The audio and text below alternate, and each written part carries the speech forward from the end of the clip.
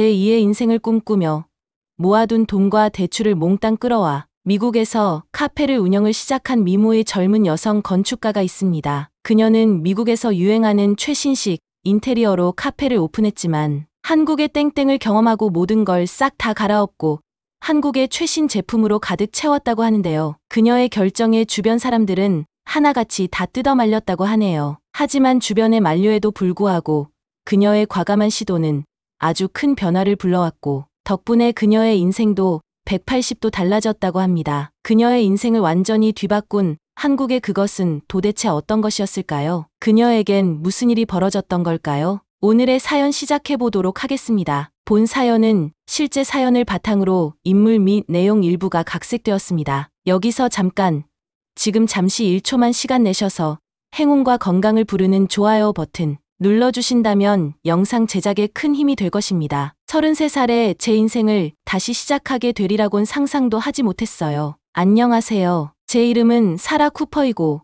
얼마 전까지는 인생이 다 계획대로 흘러가는 줄 알았어요. 시애틀에서 건축가로 일하면서 남편 마크와 함께 좋은 아파트에 살고 있었거든요. 그런데 인생이란 게 참 예상치 못한 순간에 큰 변화를 주는 법이더라고요. 제게 그런 일이 일어날 거라곤 상상하지 못했어요. 모든 일은 비가 내리던 화요일 저녁에 시작됐어요. 저는 창문 앞에 서서 빗방울이 유리창을 따라 흘러내리는 걸 보고 있었어요. 회색 하늘이 제 기분과 딱 맞아떨어졌죠. 요즘 들어 제가 좀 막막하다는 기분이 들었거든요. 한때는 좋아했던 제 직업이 이제는 지루해졌어요. 매일 도면을 그리거나 고객들과 회의하는 일상이 되어버렸는데 예전의 설렘은 사라졌죠. 아무도 모르게 가끔 제 자신의 디자인 회사를 꿈꾸며 스케치를 하곤 했지만 그런 꿈들은 두려움 속에 서랍 안에 묻혀 있었어요. 그날 밤 저녁을 준비하면서 마크가 집에 오기를 기다리던 중에 우연히 그의 휴대폰에서 문자를 보게 됐어요. 그 순간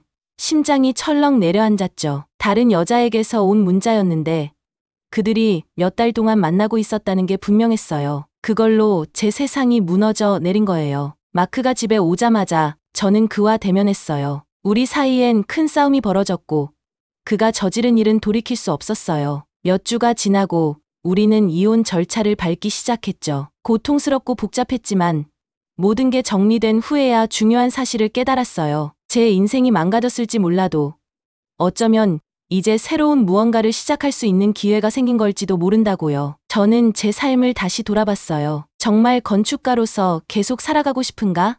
대답은 아니었어요. 변화가 필요했죠. 완전히 다른 무언가를 해야 했어요. 그래서 말도 안 되는 생각이 들었죠. 카페를 여는 건 어떨까? 저는 커피숍을 원래부터 좋아했어요. 사람들을 모이게 하는 따뜻하고 아늑한 장소니까요. 제 디자인 실력을 발휘해 사람들이 머물고 싶어하는 아름다운 공간을 만들어 보면 좋겠다는 생각을 했죠. 안정적인 직업을 그만두는 게 두렵기도 했지만 동시에 설레기도 했어요. 몇 달 만에 처음으로 삶의 활기가 느껴졌죠. 그래서 실행에 옮겼어요. 전문적으로 바리스타 공부를 했고 모아둔 돈과 대출을 받아서 시애틀 다운타운의 작은 가게를 하나 얻었어요. 그 공간을 카페로 바꾸는 일은 힘들었지만 동시에 재미있었어요. 제 건축가로서의 모든 기술을 총동원해 가게를 멋지게 꾸몄죠. 깔끔한 라인, 따뜻한 나무, 그리고 햇빛이 잘 들어오는 큰 창문이 있는 공간으로요. 드디어 문을 열었을 때 저는 정말 자랑스러웠어요. 처음에는 잘 됐어요. 호기심에 방문하는 지역 주민들이 많았고 대부분은 저희 가게를 좋아해주는 것 같았어요. 몇 주가 지나고 몇 달이 되자 문제가 하나둘씩 생기기 시작했어요. 카페 운영이 생각만큼 쉽지 않더라고요. 주문 시스템에 문제가 생기기도 했고 특히 나이 많은 손님들은 그걸 어려워했어요. 어느 비 오는 오후 또 한 명의 불만 가득한 손님이 가게를 나가는 걸 보면서 마음이 무너졌어요. 이 카페는 새로운 시작이 되어야 했는데 이제는 매일 저의 실패를 상기시키는 장소가 되어버린 것만 같았어요. 테이블을 닦으면서 반쯤 비어있는 가게를 둘러보는데 내가 큰 실수를 한 걸까? 라는 생각이 머릿속을 떠나지 않았어요. 그때는 몰랐어요. 이 카페에서의 어려움들이 저를 상상도 못한 모험으로 이끌게 될 거라고는요. 인생이 가장 어두운 순간일 때 때로는 뜻밖의 기회가 찾아오는 법이잖아요. 그리고 제게 그 기회는 세상 반대편, 제가 한 번도 가본 적 없는 곳에서 기다리고 있었어요. 모든 게 바닥으로 떨어진 것 같았을 때 상황을 완전히 역전시킬 일이 생겼어요. 어느 날 밤 제 친구 리사와 와인을 마시며 카페 문제에 대해 하소연하고 있었어요. 그러자 리사의 눈이 반짝이더니 이렇게 말하는 거예요. 너한테 필요한 게 뭔지 알아? 그녀가 말했어요. 바로 한국 여행이야. 저는 거의 와인을 뿜을 뻔했어요. 한국. 그게 이 상황이랑 무슨 상관이 있는데? 리사가 가까이 다가와서 말했어요. 모든 것과 상관 있지. 서울의 카페들은 정말 놀라워. 기술과 고객 서비스에서 훨씬 앞서 있어. 내가 딱 필요한 아이디어를 얻을 수 있을 거야. 처음엔 리사가 미쳤다고 생각했어요. 하지만 그 며칠 동안 계속 그 생각을 떨쳐낼 수가 없었어요. 어차피 잃을 게 없었거든요. 카페는 어차피 망해가고 있었으니까요. 조금은 충동적이었지만 기분 전환도 할 겸 2주 동안 서울 여행을 가기로 결심했어요. 사업을 살리겠다는 마음도 있었지만 솔직히 말해서 연속적으로 좌절하고 실패하는 경험에서 조금은 벗어나고 싶은 생각도 있었던 것 같아요. 그동안 열심히 살았잖아. 뭐가 됐든 리프레쉬 할 수 있는 기회로 만드는 거야. 스스로 다짐하면서 서울행 비행기 티켓을 예약했어요. 서울에 도착했을 때 설렘과 긴장이 동시에 몰려왔어요. 한국 방문은 처음이었거든요. 사실 시애틀에서는 몇 년 전부터 한국 음식, 케이팝 같은 한류가 유행이었어요. 하지만 저는 그쪽엔 전혀 관심이 없어서 몰랐는데 한국이라는 나라는, 서울이라는 도시는 정말 놀랍더라고요. 오래된 옛 궁궐 같은 건물이 반짝거리는 고층 빌딩들 옆에 서 있고 전통시장과 최첨단 쇼핑몰이 나란히 있는 모습은 색다르게 느껴졌어요. 마치 과거와 미래에 동시에 발을 들인 듯한 느낌이었죠. 그리고 각자의 개성을 드러내고 멋지게 꾸민 사람들이 길거리를 활보하고 도시 전체가 활기가 넘치는 듯했어요. 가장 놀란 것 중 하나는 길거리에 카페가 엄청 많았다는 거죠. 전 한국 사람들이 이렇게 커피를 사랑하고 즐기는 줄 몰랐어요. 아시아 사람들은 커피보다는 그들의 전통 차만 마신다는 편견이 있었나 봐요. 한 블럭 안에도 여러 개의 카페들이 있었고 그중에는 프랜차이즈로 보이는 카페들도 정말 많았어요. 시애틀에서 태어난 세계적인 커피 프랜차이즈도 곳곳에 보였는데 규모는 시애틀보다 훨씬 커 보였어요. 엄청난 고층 건물의 한 층을 전부 쓰거나 어떤 곳은 34층 되는 건물 전체를 쓰고 있더라고요. 운전을 하면서 바로 커피를 받을 수 있는 드라이브스루 형태도 미국보다 더 많아 보였어요. 또한 시애틀에는 없는 다양한 메뉴들이 많았는데요. 커피 종류뿐만 아니라 다양한 음료와 차, 그리고 디저트류들까지 있었어요. 저는 그 중에서도 말차 라떼, 고구마 라떼와 같은 음료가 인상적이었어요. 달콤하고 쌉싸름한 맛이 일품이었죠. 그리고 강남의 한 유명 카페도 갔어요. 그곳은 개인이 운영하는 카페였는데 대형 프랜차이즈 카페와는 완전히 다른 느낌이었죠. 카페에 들어서는 순간 새로운 세상에 온 기분이었어요. 외관도 멋졌지만 제 눈을 사로잡은 건 그곳의 첨단 기술이었어요. 모든 연령대의 사람들이 셀프 주문 기계를 사용해 음료를 주문하고 있었거든요. 화면은 크고 선명했으며 다양한 언어로 메뉴가 제공되었어요. 나이 지긋한 할아버지, 할머니가 아무 어려움 없이 주문하는 모습을 보고 너무 놀랐어요. 화면을 터치하면 메뉴의 설명과 사진들이 나왔고 굳이 글을 모르더라도 주문이 가능할 것 같았죠. 그리고 결제를 마치면 키오스크 옆 조그만 타워 같은 기계에서 지잉 하고 동그란 도넛 같은 벨이 튀어나왔어요. 호출벨이라고 하는 건데 주문한 메뉴가 준비가 되면 진동으로 알려주는 것이었어요. 그리고 그들의 음료는 단 몇 분 만에 빠르게 나왔어요. 서울의 여러 카페들을 방문하면서 제 머릿속은 아이디어로 가득 찼어요. 어떤 곳은 각각의 개인 테이블마다 조그만 키오스크가 있어서 앉은 자리에서 주문을 할 수 있었어요. 어떤 곳은 로봇팔이 완벽한 음료를 만들어 주었고 직원들은 고객과 대화하거나 더 복잡한 업무에 집중할 수 있었어요. 그리고 포장 시스템도 매우 완벽했죠. 휴대폰으로 미리 주문해서 픽업할 수도 있고 콜라나 맥주캔 같은 용기에 커피를 포장해 주기도 하더라고요. 너무 신기해서 호텔로 가는 길에 주문해봤는데 다음날 먹어도 간 내린 커피처럼 커피의 신선하고 깊고 진한 향을 느낄 수 있었어요. 하지만 저를 가장 감동시킨 건 단순한 기술이 아니었어요. 서울의 모든 카페들은 저마다 독특한 스타일을 가지고 있었어요. 어떤 곳은 아늑한 도서관처럼 보이고 어떤 곳은 공상과학 영화 속 장면 같았어요. 또 어떤 곳은 식물원 같은 느낌으로 마치 숲속에 있는 듯한 느낌이 들었고 어떤 곳은 오래된 공장처럼 투박해 보이기도 했죠. 하지만 그들이 공통적으로 갖고 있는 건 바로 고객 만족에 진심을 다한다는 점이었어요. 서울에 온 지 5째 날, 저를 완전히 바꿔놓은 카페를 찾았어요. 조용한 골목에 숨어있는 카페라 겉으로 보기에는 그저 평범해 보였지만 안으로 들어서는 순간 뭔가 특별한 곳이라는 느낌이 확 들더라고요. 낮에는 친절한 직원들이 음료를 만들고 단골 손님과 대화를 나누는 그저 평범한 카페처럼 보였어요. 그런데 밤이 되자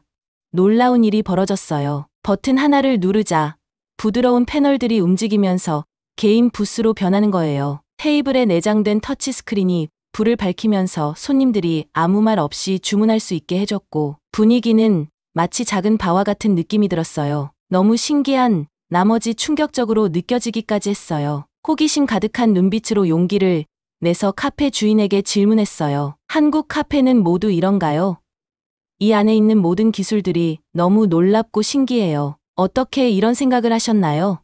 사실 저도 미국에서 카페를 운영하지만 이곳은 완전히 다른 세계 같아요. 카페 주인인 지수라는 사람은 제가 놀란 것을 보며 미소 지으며 친절하게 설명해줬어요. 이 시스템이 궁금하신 것 같네요. 한번 구경해 보실래요? 그 후 지수는 몇 시간 동안 카페 뒤편의 비밀스러운 공간으로 데려가 모든 시스템을 보여줬어요. 그들은 인공지능을 사용한 스마트 컴퓨터 프로그램을 사용해 카페가 언제 바빠질지 예측하고 그에 맞춰 적절한 인원을 배치한다고 했어요. 그리고 프로그램에는 고객별 맞춤 정보를 저장해서 알려주는 것도 있어서 단순히 주문을 돕는데 그치지 않고 각 고객이 선호하는 음료와 음식 알레르기까지 저장해서 관리할 수 있었어요. 키오스크 주문으로 받다 보니 대부분 카드로만 결제한다고 했어요. 기계가 주문을 받다 보니 계산 실수도 안 생기고 직원들도 현금 관리에 대한 부담을 줄일 수 있어 만족도가 높다고요. 한국 카페는 정말 놀랍도록 발전이 되어 있네요. 근데 어떻게 현금을 안 쓸 수가 있죠? 현금이 있는 분들은 이 카페를 이용할 수가 없나요? 제가 너무 놀라서 물었어요. 지수 씨는 웃으며 설명해줬어요. 한국에선 요즘 현금을 거의 사용하지 않아요. 카드를 사용하거나 모바일 상품권을 사용하죠. 하지만 현금으로 계산하길 원하는 분들께는 직원이 직접 주문을 도와드리고 있어요. 기술적인 부분으로 차별받는다는 생각이 들면 안 되니까요. 절대 잊지 마세요. 그녀가 진지한 얼굴로 말을 이어갔어요. 기술은 도구일 뿐이에요. 우리의 진짜 성공 비결은 고객을 이해하고 그들의 피드백을 바탕으로 끊임없이 나아지려고 노력하는 거랍니다. 그때였어요. 문 근처에서 언성이 높아지는 소리가 들렸어요. 나이가 많은 어느 남자 고객과 젊은 직원이 말다툼을 하고 있었어요. 저는 긴장하며 상황이 악화될 줄 알았는데 지수는 아주 침착하게 그에게 다가가 고개를 숙이며 정중하게 말을 건넸어요. 그분이 말하는 불만을 경청하며 이해한다는 듯 조심스럽게 고개를 끄덕이더니 주문 키오스크 기계 쪽으로 안내했어요. 그리고 놀라울 정도로 침착하고 차분하게 한 단계씩 사용 방법을 설명하면서 도와드렸어요. 나중에 지수 씨가 설명해 주셨죠. 한국에서는 어른을 존중하는 게 정말 중요해요. 우리는 기술에 익숙한 젊은이들만을 위한 공간을 만들지 않아요. 우리 아이디어는 젊은 사람들뿐 아니라 기술에 익숙하지 않은 분들까지 모두를 배려해야만 해요. 모든 사람들이 사용할 수 있어야 하니까요. 우리가 이야기를 나누는 중에 매우 충격적인 모습을 발견했어요. 고객들이 자신의 호출벨이 울려 메뉴를 가지러 갈 때 아무 거리낌 없이 자신의 물건들을 다 놓고 가는 것이었어요. 아무도 없는 테이블에 노트북, 휴대폰, 지갑, 심지어 자동차 열쇠까지 두고 가더라고요. 그리고 주변 사람들, 어느 누구도 그 모습을 이상하게 생각하지 않는 것 같았어요. 심지어 어떤 고객은 테이블 위가 아니라 의자에 작은 소지품을 두고 갔는데 다른 고객이 빈 테이블인 줄 알고 앉으려 했을 때 그 옆 테이블 사람이 자리가 있다고 알려주기까지 했어요. 그 모습을 보고 당황하고 있는데 지수가 알려줬어요. 놀라셨나 보네요. 걱정 마세요. 한국 사람들은 저렇게 둬도 아무도 훔쳐가지 않아요. 오히려 옆 사람이 빈 테이블에서 누가 가져가는지 아닌지 지켜봐 주기도 하죠. 아는 사이가 아닌데도 말이에요. 정말 재밌죠? 놀라서 웃음이 나왔어요. 정말 사실이라고요? 지금 보고 있는데도 솔직히 믿기지가 않아요. 재밌기도 하고 신기하네요. 한국은 안전한 국가예요. CCTV도 곳곳에 있고 시스템이 너무나도 잘 되어 있어요. 그리고 사람들은 서로를 믿어요. 훔쳐가지 않을 것이라는 걸. 그리고 그런 일이 발생하더라도 누군가 도움을 줄 거란 것을요. 모든 사람이 그런 마음을 가지고 있기 때문에 다른 사람의 일에도 진심을 다해 기꺼이 도와주기도 하죠. 지수 씨와 많은 이야기를 나누며 배웠어요. 지수 씨는 처음 보는 제게 매우 친절하게 설명해줬고 한국식 디저트에 관심을 보이는 제게 몇 가지 음식을 추천하며 대접해 주었어요. 바로 인절미 크로플과 호떡이라는 디저트였어요. 인절미는 찹쌀이나 찹쌀가루를 찧어서 만든 떡에 고무를 묻힌 걸 말하는데 요즘 한국에서는 전통적인 인절미가 젊은 사람들 사이에서 유행이라고 해요. 지수 씨의 카페에서는 인절미떡에 사용되는 노란빛의 콩가루를 빵에 뿌려서 디저트를 만든다고 했어요. 크로와상 생지를 와플팬에 구워서 와플과 비슷한 모양이었지만 와플보다 더 바삭한 식감이었고 짭조름하고 깔끔한 크로와상의 맛이 고소한 인절미 가루와 잘 어울렸어요. 처음에 인절미 가루가 흙인 줄 알고 속으로 엄청 놀랐었는데 한번 맛보니 계속 찍어 먹게 되더라고요. 정말 맛있었어요. 보통 미국 디저트는 너무 달기만 하고 건강하지 않은 느낌인데 한국의 디저트는 미국보다 덜 자극적이고 건강하다는 느낌이 들었어요. 그리고 한국의 전통적인 인절미 가루와 서양의 크로와상의 조합이 색다르면서도 조화가 잘 된다는 생각이 들었어요. 한국은 원래 있던 것들을 새롭게 조합해서 이 세상엔 없던 완전 새로운 것을 잘 만들어내는 재주가 있는 것 같아요. 한국인들이 정말 똑똑하다고 느껴졌어요. 호떡의 모양은 매우 귀여웠어요. 도넛을 납작하게 뭉갠 느낌이었어요. 한입 베어 물자 쫀득한 식감의 달달한 소스와 고소한 견과류가 함께 입안에 들어왔어요. 같이 나온 차가운 바닐라 아이스크림과 뜨겁고 달달한 호떡을 함께 먹으니 뭔가 오묘하고도 스트레스가 날아가는 것 같은 그런 맛이었어요. 정말 맛있었어요. 그날 밤 호텔 방에 누워 있었지만 도저히 잠을 잘 수가 없었어요. 머릿속이 흥분으로 가득 차 있었거든요. 제 사업 아이디어를 얻으러 서울에 왔지만 저는 훨씬 더 많은 것을 그 이상을 배우고 있었어요. 한국의 카페들이 기술과 진정한 인간적인 관심을 어떻게 결합하는지 놀라웠고 그들만의 존중과 개선하려는 태도는 정말 혁신적이었어요. 그리고 한국 카페에만 있는 음료들과 디저트들의 맛과 수준은 한국에서만 팔기엔 너무 아까운 것들이었죠. 무조건 시애틀 제 카페에 적용시켜야겠다고 다짐했어요. 이혼 후 처음으로 마음속 깊은 곳에서 진정한 목적이 다시 살아나는 걸 느꼈어요. 시애틀로 돌아가면 모든 것이 달라질 것 같았어요. 단순히 여기서 본 것을 복사해 갈 수는 없겠지만 한국에서 배운 아이디어들, 새로운 것과 전통을 자연스럽게 섞어내는 방법, 고객을 깊이 존중하는 마음, 그리고 끊임없이 개선하려는 태도를 가져가야겠다는 생각이 들었어요. 제 시애틀 카페를 생각해보니 그곳을 어떻게 바꿀 수 있을지 상상이 되더라고요. 단순히 커피를 파는 공간이 아니라 커뮤니티를 만드는 장소를 만들어야겠다는 꿈이 생겼어요. 나이와 기술에 관계없이 모든 사람이 환영받고 소중하게 느낄 수 있는 그런 공간이요. 잠에 빠져들면서 웃음 짓고 있는 손님들, 직관적인 터치스크린, 그리고 따뜻하게 불이 켜진 북적이는 카페의 모습이 머릿속을 떠나지 않았어요. 앞으로 겪게 될 도전에 대한 긴장감과 설렘이 공존했지만 오랜만에 미래에 대한 희망이 차오르는 기분이었어요. 서울로 온 이 여행은 단순히 사업을 구하기 위한 것이 아니었어요. 제 열정을 되찾고 인생의 새로운 방향을 찾는 계기였던 것 같아요. 내일은 한국에서의 마지막 날이었고 그 시간을 최대한 활용하고 싶었어요. 배울 것도 많고 탐구해야 할 아이디어도 가득했거든요. 눈을 감으며 혼자 웃었어요. 누구 알았겠어요. 그저 한 잔의 커피가 이렇게 놀라운 발견의 여정을 이끌 줄은. 제가 시애틀에 도착했을 때 서울에서 본 것들이 아직도 머릿속을 맴돌았어요. 익숙한 고향의 풍경과 소리들이 왠지 낯설게 느껴지더라고요. 마치 새로운 시선으로 고향을 보는 것 같았어요. 카페로 가는 길, 기대감과 동시에 긴장감이 섞인 감정이 들어서 마음이 복잡했어요. 변화가 필요하다는 건 알고 있었지만 어디서부터 시작해야 할지 막막하더라고요. 다음 날 아침, 오픈 전에 카페에 들어섰는데 한때는 꿈처럼 보였던 공간이 이제는 조금 낡아 보였어요. 근데 실망스럽기보다는 오히려 뭔가를 해내고 싶다는 의지가 샘솟더라고요. 어떻게 하면 더 나은 공간으로 만들 수 있을지 아이디어가 떠올랐어요. 제일 먼저 해결한 건 주문 시스템이었어요. 그동안 골칫덩이였던 불편한 기계들을 싹 다 치우고 대신 크고 밝은 화면에 세련된 키오스크를 설치했어요. 누구나 쉽게 사용할 수 있도록 명확한 설명과 사진을 추가했죠. 서울에서 봤던 게 생각나서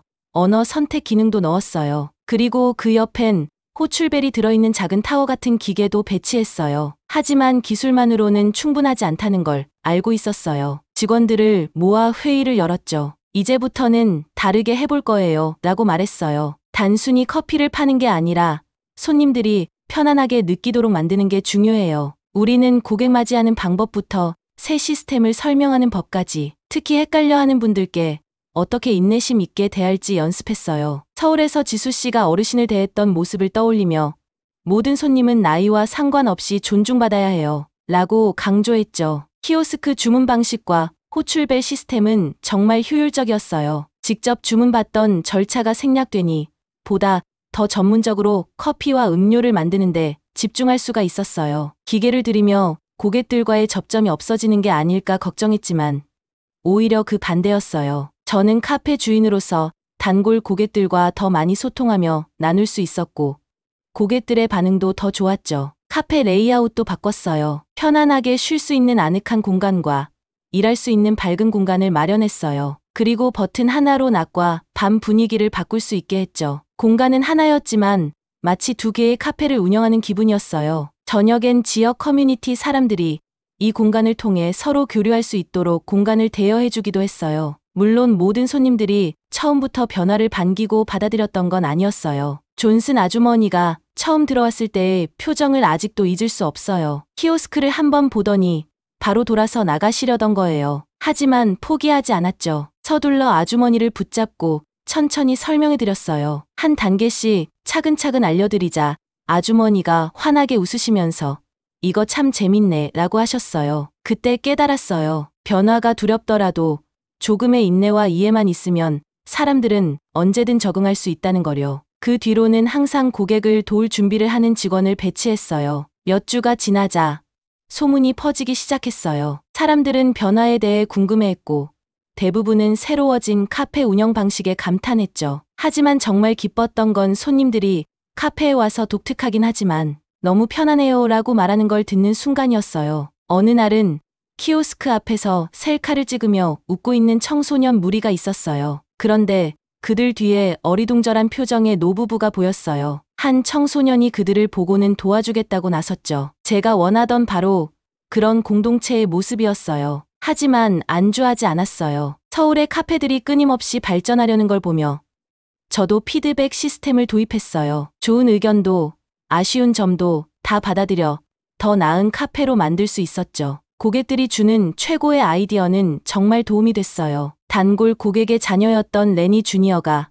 아이들 공간을 만들어 달라고 제안하거나 리 씨가 한국 전통차를 가르쳐 주겠다며 도움을 주기도 했어요. 사업이 점점 잘 되면서 예전보다 더 바쁘게 일했지만 이제는 단순한 노동이 아니라 기쁨으로 다가왔어요. 매일이 새로운 도전과 보람으로 가득했죠. 익숙한 얼굴들이 단골이 되고 낯선 사람들이 커피 한 잔의 친구가 되는 모습을 보며 뿌듯했어요. 서울 여행을 다녀온 지 1년이 지났을 때 제 작은 카페는 상상도 못한 모습으로 변해 있었어요. 단순히 커피를 파는 곳이 아닌 사람과 사람을 연결해주는 공간이 됐죠. 기술과 인간적인 교류가 조화를 이루는 그런 곳으로요. 바쁜 카페 안을 둘러보며 따뜻한 마음이 차오르는 걸 느꼈어요. 비가 오던 그날 실패한 것만 같았던 저를 떠올리며 이제는 얼마나 달라졌는지 깨달았어요. 카페만 변한 게 아니라 저 자신도 변했으니까요. 물론 최신 기술이나 멋진 인테리어가 성공에 중요한 영향을 주기도 해요. 하지만 그게 성공의 전부는 아니더라고요. 사람들에게 가치를 느끼게 해주고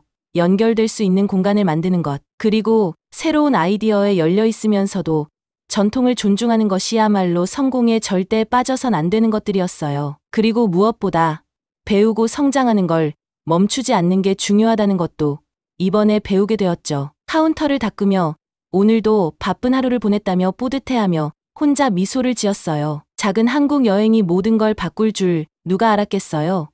때론 인생에서 가장 큰 모험은 단순한 커피 한 잔, 누군가가 해주는 작은 한마디에서 시작될 수 있는 것 같아요. 서울 여행을 다녀온 지 1년이 지났고 그동안 제 삶은 정말 많이 바뀌었어요. 어떤 부분이 얼마나 많이 바뀌었는지 헤아리기 어려울 정도예요. 제 카페는 이제 단순히 살아남기만 하는 게 아니라 도시에서 입소문이 난 핫플레이스가 되었어요. 시애틀 잡지들이 우리 카페를 꼭 가봐야 할 장소로 소개하고 혁신적인 접근과 고객을 대하는 방식에 대해 극찬을 했죠. 하지만 저에게 진짜 성공은 제가 만들어낸 커뮤니티에 있다고 생각해요. 매일 아침 카페 문을 열면서 느끼는 자부심과 설렘은 말로 다 표현하기 어려워요. 이곳은 이제 단순한 사업장이 아니라 많은 사람들에게 공통의 집과 같은 그런 존재가 되었어요. 단골 손님들은 서로 이름을 부르며 인사를 하고 신선한 커피 향과 함께 웃음소리와 친근한 대화가 어우러지면서 따뜻하고 편안한 분위기를 만들어내요. 특히 저는 손님들이 저녁 시간에 우리 카페에서 모임을 할 때가 참 좋아요. 커피를 마시면서 교류하는 모습을 지켜보는 게 너무 즐겁고 뿌듯하더라고요. 가끔 처음 만난 사람들이 커뮤니티 테이블에서 우연히 대화를 시작하고 서로의 관심사나 웃긴 이야기를 나누며 친해지기도 해요. 그런 장면을 볼 때면 서울에서 경험했던 활기찬 카페 문화가 떠오르곤 해요. 서울에서 보낸 시간이 저에게 큰 영감을 줬고, 저는 한국계 미국인들을 초대해 그들의 경험과 전통을 우리 커뮤니티와 나누는 문화 교류 행사를 열기 시작했어요. 이 행사는 늘 사람들로 가득 차요. 다들 다른 문화를 배우고 새로운 음식을 맛보는 데에 큰 흥미를 가지고 있더라고요. 어느 날 아침, 저는 또 다른 바쁜 하루를 준비하고 있었어요. 시애틀의 회색 하늘이 아닌 햇살이 반갑게 비추는 날이었죠. 카운터를 닫고 키오스크를 점검하는데 문 위에 달린 종이 울렸어요. 고개를 들어봤는데 저도 모르게 멈춰 섰어요. 바로 제 전남편 마크였어요. 마크는 어색한 모습으로 입구에 서서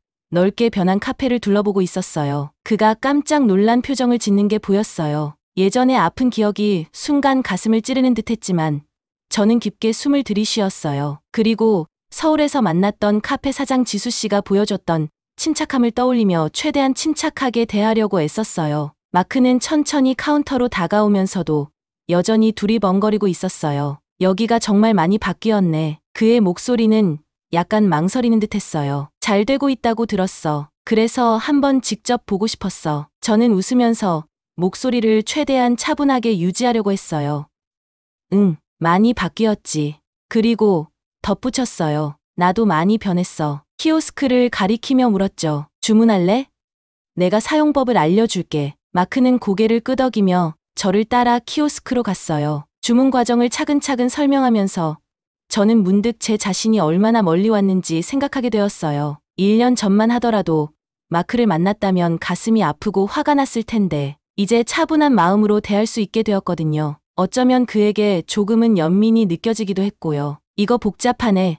마크가 화면을 누르며 중얼거렸어요. 옛날 방식이 더 쉬웠던 것 같은데. 저는 부드럽게 웃으며 말했어요. 변화는 늘 두렵지. 하지만 가끔은 그런 변화가 우리를 멋진 곳으로 이끌기도 해. 서울로의 여행을 떠나기 전 그 큰 도전에 얼마나 두려워했던지 생각났어요. 그 결심이 제 인생을 상상도 못할 만큼 바꿔놓았죠. 마크, 가끔은 새로운 경험을 받아들이는 것이 인생에서 가장 멋진 일로 이어지기도 해. 화면의 메뉴를 가리키며 물었어요. 우리 카페에서 새롭게 만든 한국식 고구마 라떼 한번 마셔볼래? 인기가 꽤 많아. 마크는 놀란 표정으로 저를 바라봤어요. 아마 제가 차갑게 대할 거라 생각했을지도 몰라요. 하지만 마주한 사람은 1년 전 그가 떠났을 때의 제가 아니었어요. 저는 성장했고 배웠고 그전엔 없었던 강인함을 찾아냈어요. 그의 라떼를 준비하면서 저는 바쁜 카페를 한 바퀴 둘러봤어요. 카페 구석구석에는 한국에서 배운 것들이 묻어 있었어요. 키오스크는 혁신을 의미하지만 저희 직원들의 따뜻한 응대가 그 균형을 맞추고 있었죠. 메뉴에는 전통적인 커피와 새로운 한국식 음료가 함께 있었어요. 마치 서울에서 봤던 카페들처럼 옛것과 새로운 것의 조화를 이뤄냈어요. 마크에게 라떼를 건넸고 그는 조심스럽게 한 모금을 마셨어요. 놀란 표정으로 말했어요. 이거 진짜 맛있네. 저는 미소 지으며 말했어요. 마음에 들었다니 다행이야. 많이 변했지만 우리가 맛있는 커피를 만든다는 건 여전해. 마크가 테이블에 앉아 라떼를 즐기는 동안 저는 다시 카운터로 돌아갔어요. 머릿속에는 미래에 대한 여러 가지 아이디어가 떠오르고 있었어요. 앞으로도 도전들이 기다리고 있을 거예요. 기술은 계속 발전할 것이고 고객의 취향도 바뀔 테고 저희도 그에 맞춰 계속 적응해야 하겠죠. 하지만 이제는 변화가 두렵지 않고 오히려 기대가 돼요. 저는 서울에서 만났던 지수 씨와 그곳의 카페들이 생각났어요. 그리고 그 여정에서 만났던 사람들, 카페 주인들, 바리스타들, 저에게 이야기를 들려줬던 손님들, 그들 모두가 저에게 값진 교훈을 주었고 그 덕분에 지금의 제가 될 수 있었어요. 창밖은 비가 그쳤고 햇살이 창문을 통해 제 얼굴을 따뜻하게 비추었어요. 저는 감사함을 느끼며 미소를 지었어요. 그동안의 좋은 일과 힘든 일 모두가 지금의 제가 될 수 있게 이끌어준 것 같았어요. 제 카페는, 그리고 제 인생은 옛것과 새로운 것의 조화를 잘 보여주는 증거이자 변화의 위대함을 보여주고 있었죠. 분주한 카페를 돌아다니며 손님들을 맞이하고 필요한 곳에서 돕고 있는데 갑자기 마음속 깊은 곳에서부터 평온함이 밀려왔어요. 이 여정은 상처받은 마음과 실패 직전의 사업에서 시작되었지만 이젠 제 꿈 한가운데 서서 그 꿈이 피어나고 있는 모습을 보고 있게 하네요. 저는 아직 모험이 끝나지 않았다는 걸 알고 있어요. 앞으로 새로운 도전들이 있을 것이고 익숙해질 때쯤엔 다시 또 새로운 변화들을 받아들여야 하겠죠. 하지만 활기찬 카페 안에서 행복한 손님들과 웃음소리를 들으며 저는 무엇이든지 준비되어 있다는 생각이 들었어요. 결국 위대한 모험은 때로 커피 한 잔과 새로운 도전을 받아들이는 용기로 시작된다는 걸 배웠거든요. 이 모험이 저를 어디로 데려갈지 너무 기대가 돼요.